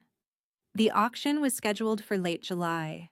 Technically, it was not a dramatic open auction like in movies. Qualified bidders submitted deposits and documents ahead of time. The in-room process was for final bids, clarifications, and approval. But to Marco, it looked enough like an auction to feel like humiliation. Maybe that is why he came. He did not have to. My parents did not have to either. They were not decision-makers anymore. But pride often attends its own funeral. The night before, I barely slept. Not because I was unsure. The numbers worked. The financing was approved. The legal structure was clean. If I won, Sophia's Table would acquire selected DeMarco assets through a new subsidiary, DeMarco Kitchen Company, with me as managing member. Existing Sophia's Table operations would continue. The old bakery storefront would close for renovations, then reopen as DeMarco by Sophia's Table, a retail and heritage line under professional management. It was all written down. It was rational. It was exactly the kind of plan my father used to say I could not build. Still, at 3 a.m., I made coffee and sat at my kitchen table with my grandfather's old bench scraper in front of me. Mr. Bellini had given it to me after leaving DeMarco. He said my grandfather had used it until the handle cracked, then taped it because he was too cheap to buy a new one. I ran my thumb over the tape and thought about inheritance. Not the legal kind, the real kind. The things people teach you by accident. The way my grandfather taught me patience. The way my father taught me what denial costs. The way Marco taught me that being underestimated can be a hiding place if you are disciplined enough to use it. At 8:15, Celia picked me up even though I said I could drive. She wore a black pantsuit and lipstick the color of a stop sign. When I got in the car, she handed me a paper bag with a buttered roll and a banana. Eat. I'm not hungry. I did not ask for a weather report from your stomach. So I ate. The conference room above the credit union smelled like old coffee. Rachel was already there with a folder tabbed within an inch of its life. Priya sat beside her, laptop open, numbers ready. Layla had offered to come, but I asked her to stay with the team. If this worked, I wanted the business running while I bought the past. That felt right. My parents arrived together. My mother looked smaller than usual. My father looked older. Marco came 5 minutes later, alone. Tessa was long gone by then. So were most of the friends who liked free pastries better than consequences. He scanned the room, saw me, and gave that little laugh from the hook. The one that said he still thought he knew the ending. Helen Park opened the session at 9:02 a.m. She reviewed the assets. She reviewed the bidding rules. She reviewed the fact that the sale was subject to final documentation and creditor approval. Her voice never changed. I admired that. A room full of DeMarcos could have powered a small storm, and Helen was reading terms like she was explaining library hours. The restaurant group bid first. Their number was higher than my opening offer, but lower than my ceiling. The grocery distributor bid next. They wanted the recipes and name, but not the lease. The local investor dropped out after Helen clarified that the tax liabilities would not simply vanish through positive thinking. Then Rachel nodded to me. I raised my bidder card. The auctioneer read my number and the amount. Marco's face shifted. At first, confusion, then irritation, then something closer to alarm. He leaned toward my father and whispered. My father did not answer. My mother turned around and looked at me with wet eyes, as if I had betrayed her by being financially prepared in public. The restaurant group bid again. I expected that. Rachel had warned me not to get emotional. You are buying assets, not winning childhood, she had said. Do not overpay for a wound. So I waited. Priya slid a paper toward me with the remaining ceiling written in blue ink.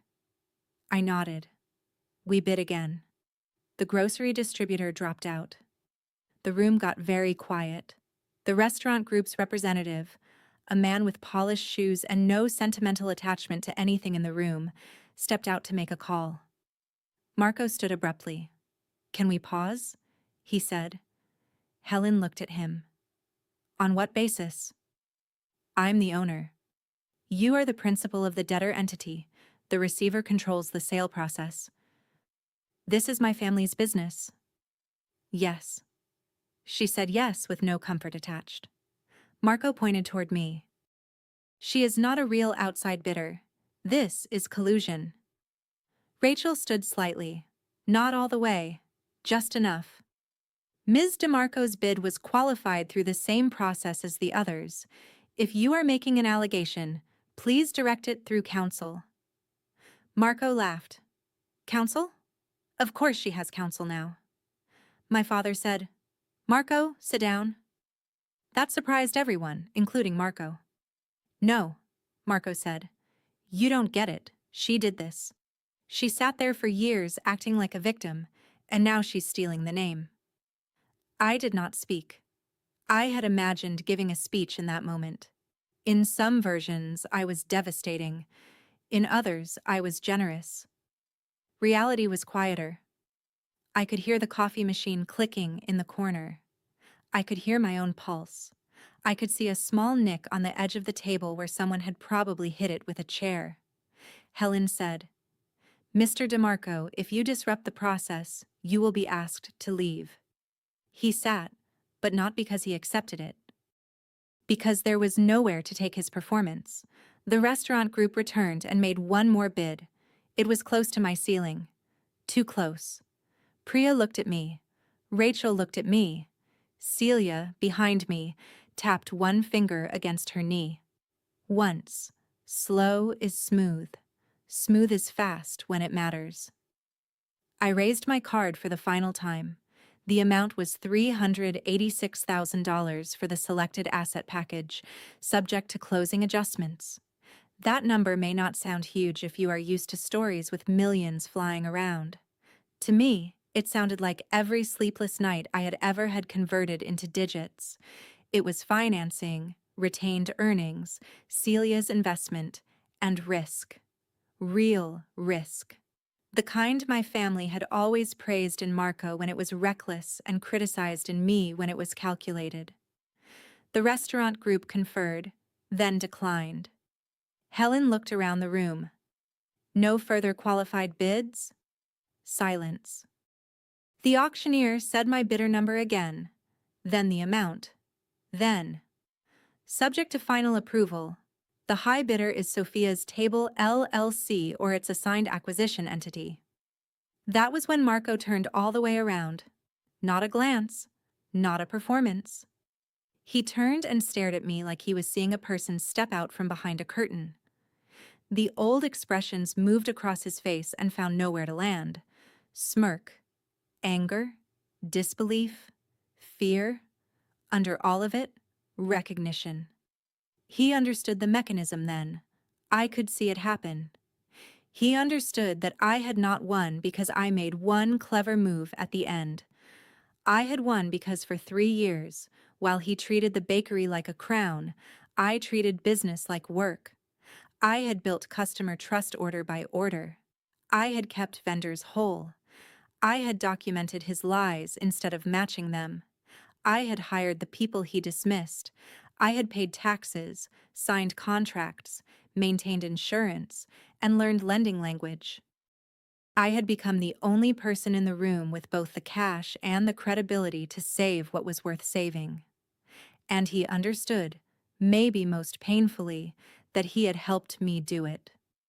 Every ignored email sent a customer toward me. Every unpaid invoice made a supplier trust me more by comparison. Every insult made me quieter and more careful. Every time he told me to stay in my lane, he gave me permission to stop maintaining his. The bank's lawyer placed the preliminary sale acknowledgement in front of Rachel, who reviewed it, then slid it to me. The pen felt heavier than it should have. My name was printed under the signature line as authorized signatory. Sophia DeMarco. Not helper, not kitchen staff, not little sister. Signatory. Marco stood again. This time, he did not shout. His voice came out thinner. Sophia. I looked up. For a second, I thought he might apologize. That is embarrassing to admit, but I did. Some part of me, even after everything, still wanted the movie version where the villain realizes the truth and says the thing you waited years to hear. Instead, he said, "You can't run, DeMarco." The room went still. There it was. The last defense of a collapsing story. Not "I am sorry," not "I was wrong," not "please take care of it." You can't. I looked at my father. He was staring at the table. My mother had a tissue pressed to her mouth. Aunt Celia's face was unreadable. Mr. Bellini was not there, but I could hear him anyway. Some people can sleep anywhere, even inside responsibility. I signed the paper. Then I said quietly, "I already run the business that can afford to buy it." I did not say my father's line back to him. I wanted to. God, I wanted to. I wanted to look at both of them and say, who doesn't have the head for business now? But when the moment came, the sentence felt too small.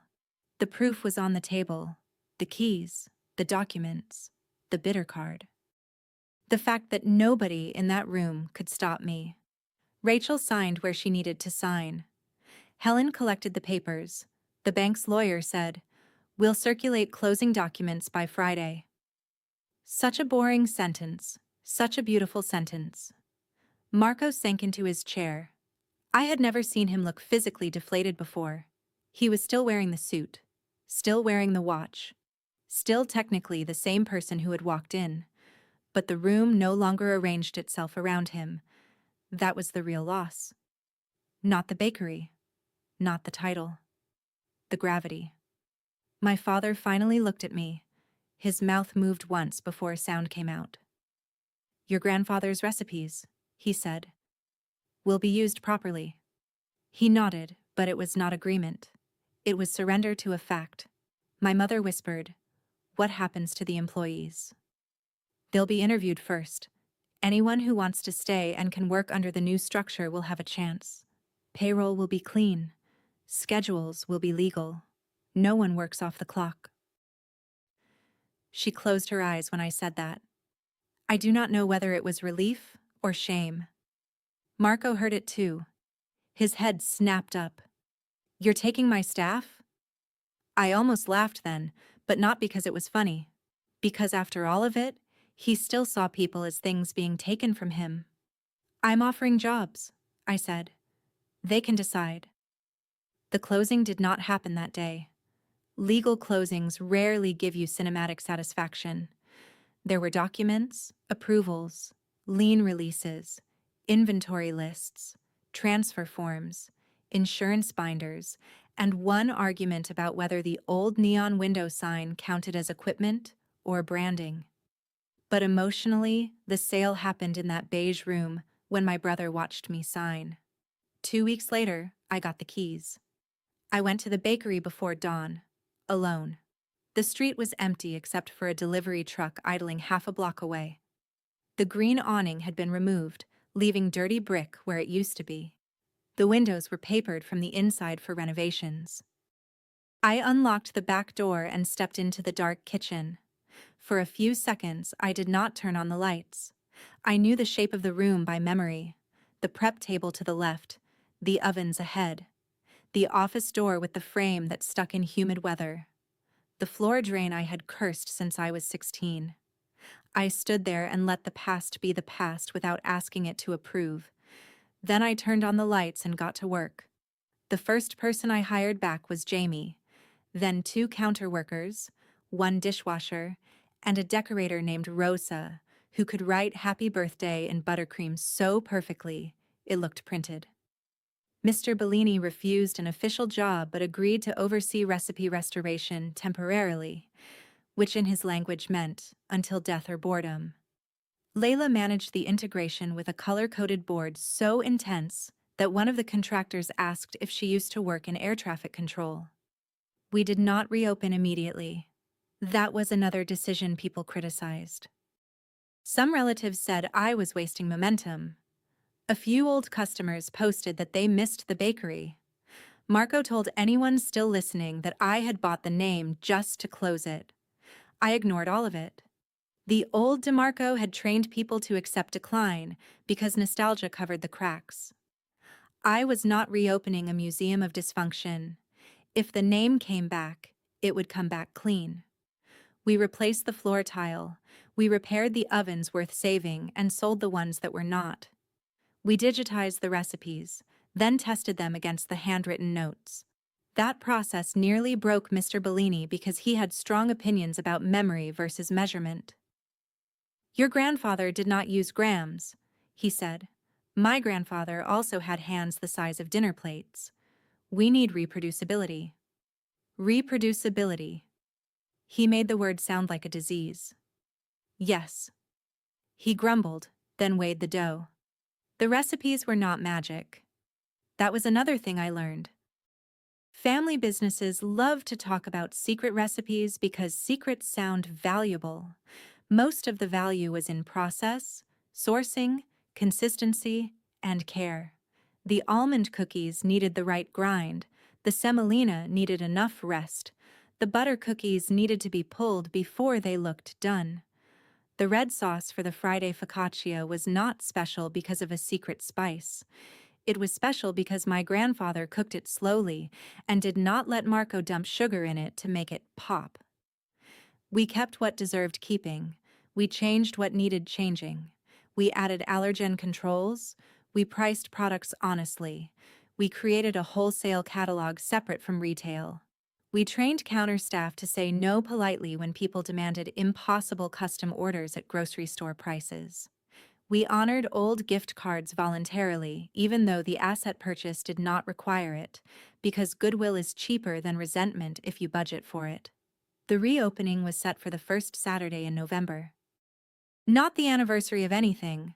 I did not want symbolism doing too much work.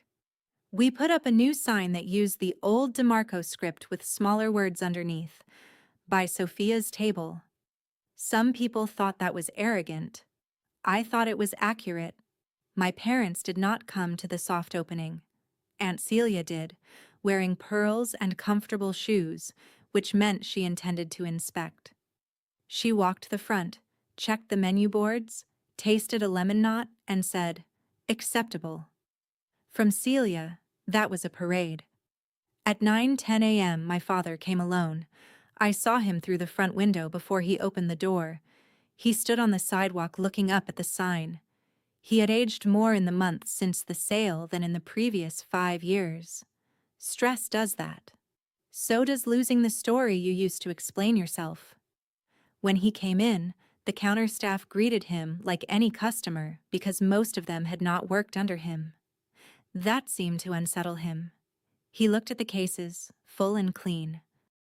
Almond crescents, semolina loaves, sfogliatelle, olive oil cakes, new savory hand pies that had become one of Sophia's table's best sellers.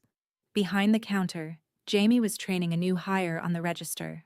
Rosa was boxing a cake.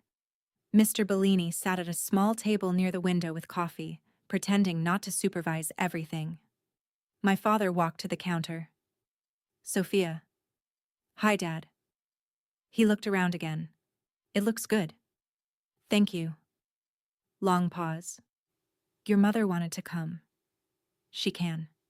"She's embarrassed." I did not know what to say to that, so I said nothing. He put both hands on the counter.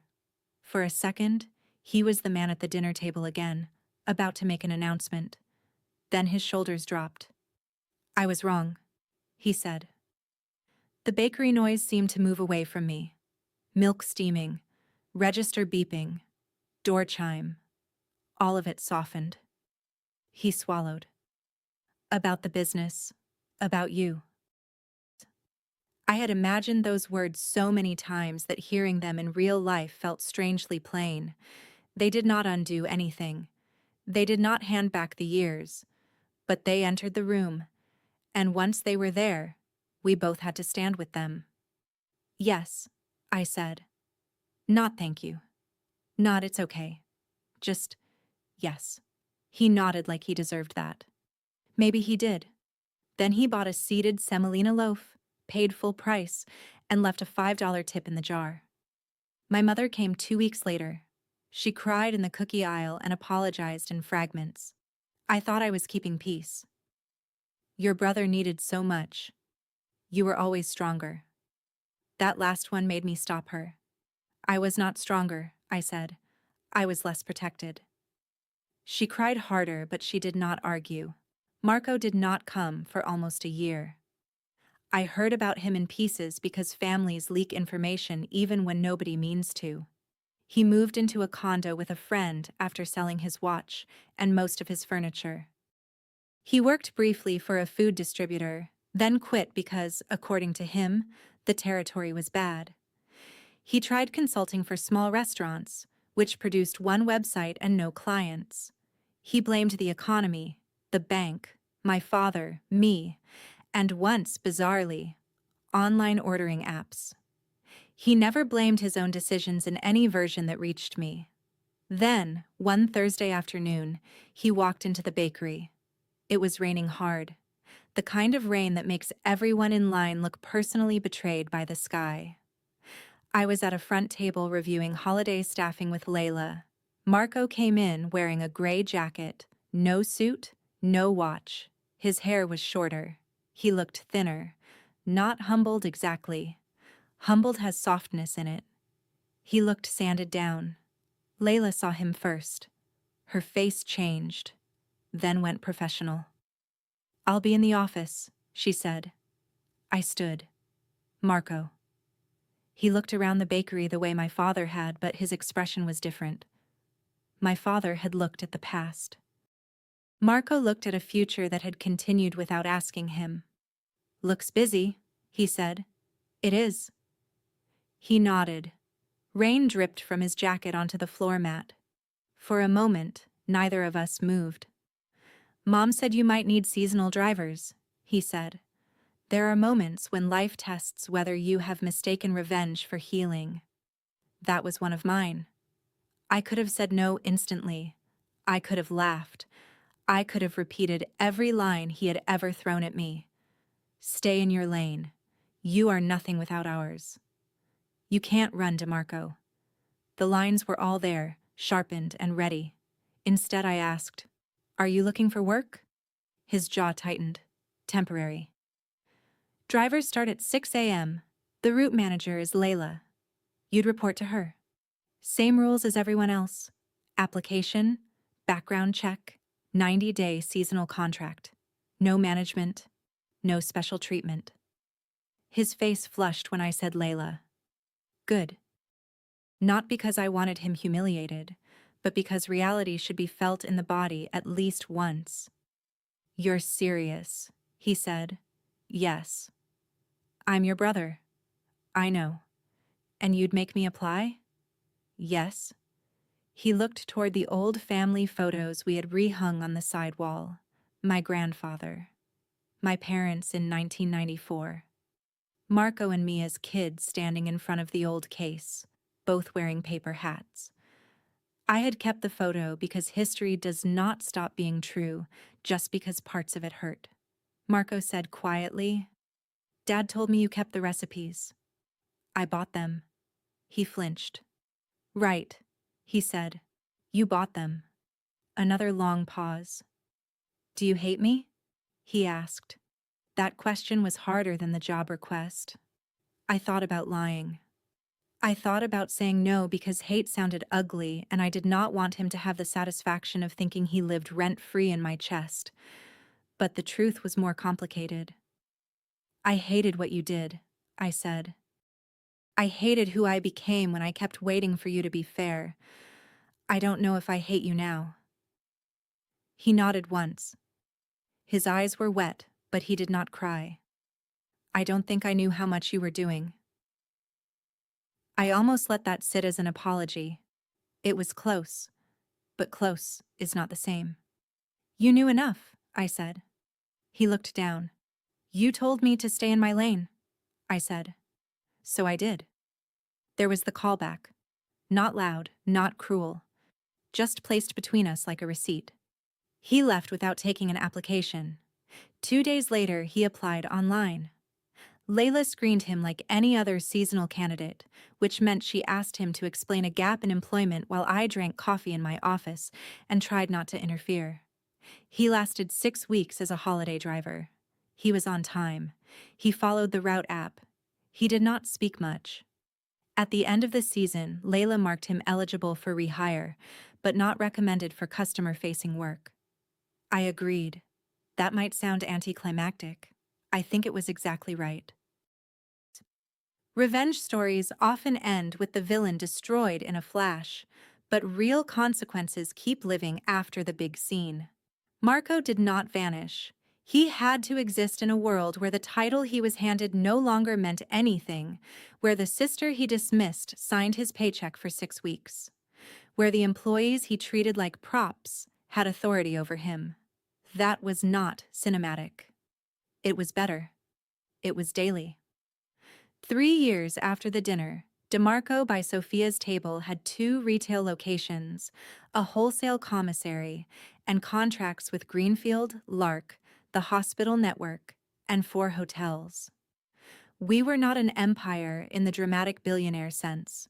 We were an empire in the way my grandfather would have understood. Work for good people, paid on time, with enough margin to survive a bad month. We had health insurance. We had written policies. We had a break room with chairs that did not wobble. We had a rule that nobody worked off the clock, including family. Aunt Celia's investment was repaid with interest, though she still kept a small ownership stake because she said watching quarterly reports beat television. Priya became our CFO part-time, then full-time. Layla became director of operations. Mr. Bellini never officially unretired, but he had a key, an email address he refused to check, and a chair near the front window that customers treated like a landmark. My parents and I are not perfectly healed. I do not want to wrap that part in frosting. We have Sunday dinner sometimes. My father asks better questions now. My mother still tries to smooth conflict before understanding it, and I still have to remind her that peace without honesty is just quiet pressure. Marco comes to some holidays. He is less charming than he used to be, which makes him easier to be around. We are polite. Occasionally, we are almost warm. That is enough for now. The brass sign from the original bakery hangs in my office, not over the door. Customers see the new sign. I keep the old one where I can see it when I review numbers. It reminds me that names are not magic. Neither are recipes, buildings, titles, or birth order. The work is the magic, if there is any. The invoice is paid. The staff respected, the customers called back. The oven checked twice because you know the left side runs hot. Sometimes, usually early in the morning before the first drivers arrive, I think about that dinner. The ziti, the lace runner, Marco smiling into his dessert. My father saying I did not have the head for business like he was diagnosing me with something. For a long time, I wanted to erase that memory. Now I keep it. Not because it does not hurt, because it is useful. It reminds me how expensive it is to let someone else define your capacity. And every Easter, when the line runs out the door and the production schedule looks like a military operation written in flour, I walk through the kitchen with a clipboard in my hand and hear my brother's old voice in my head. Stay in your lane. So I do. I built it myself.